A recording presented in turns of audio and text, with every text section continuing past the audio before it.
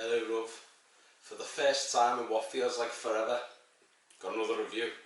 And all I can say is I do apologise for my lack of activity.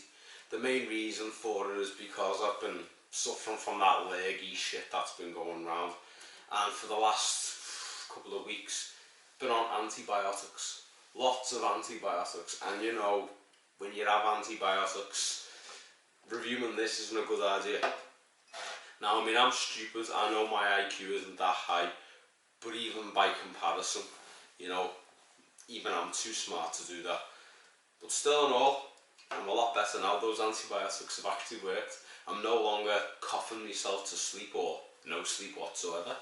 And I no longer feel manically depressed because of it. I actually feel better in myself, relieved. Things are actually getting back to normal. And now I can finally have my first bit of alcohol in weeks. And how am I going to celebrate this? Fuller's London Pride, that's how. An outstanding amber ale. Something that's supposed to be worth the wait, because I've waited. And it's been a long wait, and it's been a tough wait as well. But yeah, Fuller's London Pride. From the Griffin Brewery, which is in somewhere. I'm trying to look, oh yeah. The Griffin Brewery in Chiswick Lane South, London, W4 2QB, for Asahi Premium Brands. So yeah, it's made by it's owned by Asahi, which is the big Japanese company. Reviewed them already, thought it was just alright. Not brilliant, but you know, Suntory Premium Malt was my favourite Japanese one, I'd say.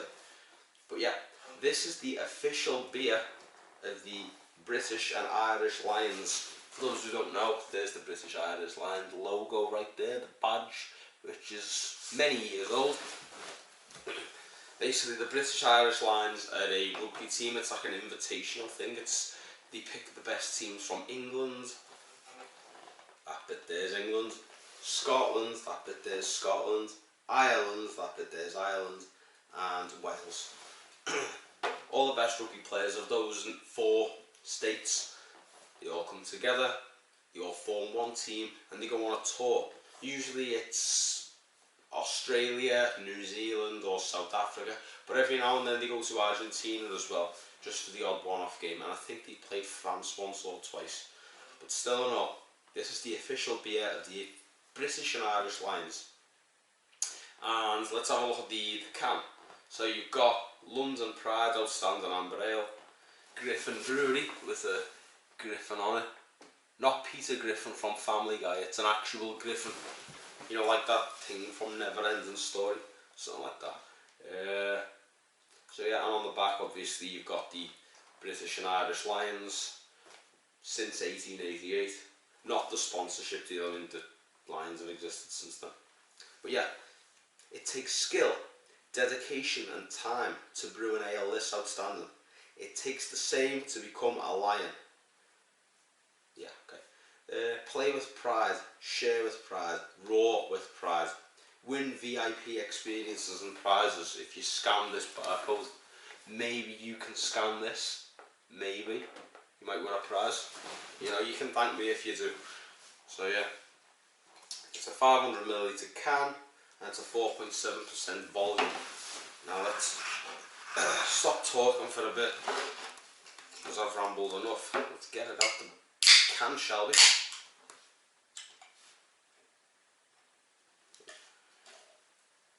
That didn't go as expected, but fuck it. You know, it's itching to get out of there, and I'm itching to get it out of there.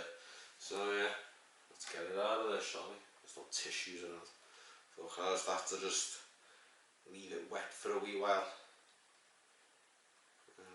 Okay, so here we go into Zach Dingle. Right, it's a nice amber ale coloured thing. And let's see if I can get a little bit closer to you guys. Lots of carbonation domination, I would say. With a head that's one-fingered and it's fleeting. Looks like it's going to be one of them 30 liquid type affairs where it's just gone in no time. But hey, it's our first drink in ages. You know, and yes, I know, I'm wearing an Everton jersey and we fucking lost to Wolves at home. You don't have to mention it. But still and all, let's ignore that, because I'm sure as hell trying to do that myself. And let's have a sniff. Let's see what it smells like.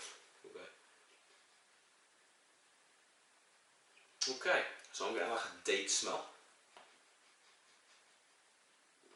A bit caramelly.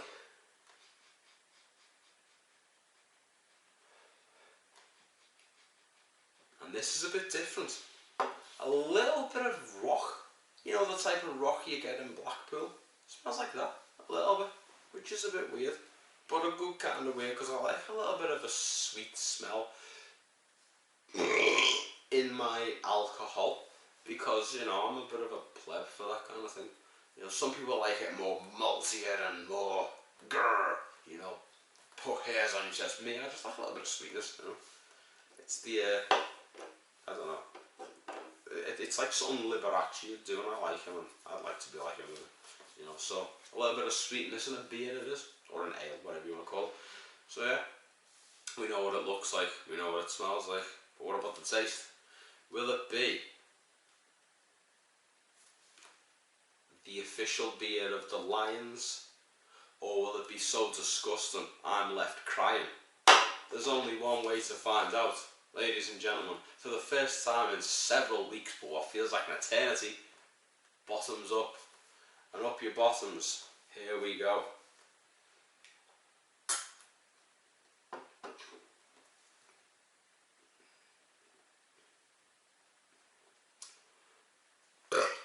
Oh yeah. Right. Yeah. Well, it's the little bit of the date flavour and the caramel hint are alive and well, but I'm not getting the Blackpool rock flavour, which is a disappointment, but it's not bad. Only problem is it's like a little bit of a bitter, slightly vinegary aftertaste, but it's fleeting. All of the taste seems fleeting, which I don't know if that's a good thing or a bad thing, because the aftertaste isn't brilliant, but the taste beforehand is good. I just wish that had lingered and the aftertaste just didn't, or just wasn't there to begin with. But yeah, other than that,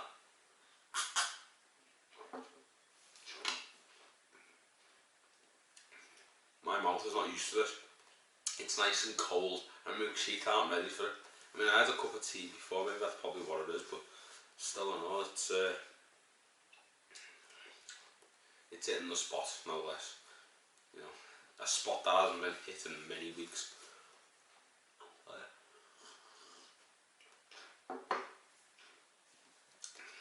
Yeah. So yeah, this is pretty good. It's got a good little taste to it. Would I drink this in a pub on tap? Definitely. I definitely would. Would I recommend it as a sesh beer? It's not too heavy, so maybe I would. It's not one of those sort of little pleb beers that you just throw down you, but it's alright. You know, the mouth feels pretty good, it's tingling in all the right places, you know, and the smell's alright. But I mean, I know most people don't go for smells if they're just on a night out. They just want to throw a few down and enjoy themselves and feel the after effects.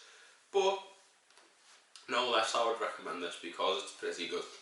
I'd give it about an 8. Right, 8.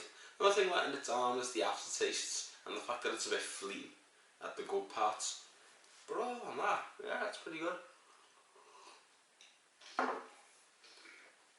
It's comparable to Doom Bar in terms of appearance and taste, but I'd say it's slightly better because Doom Bar's a bit more metallic, whereas this isn't. This is pretty good. So all in all, I give this an 8 out of 10.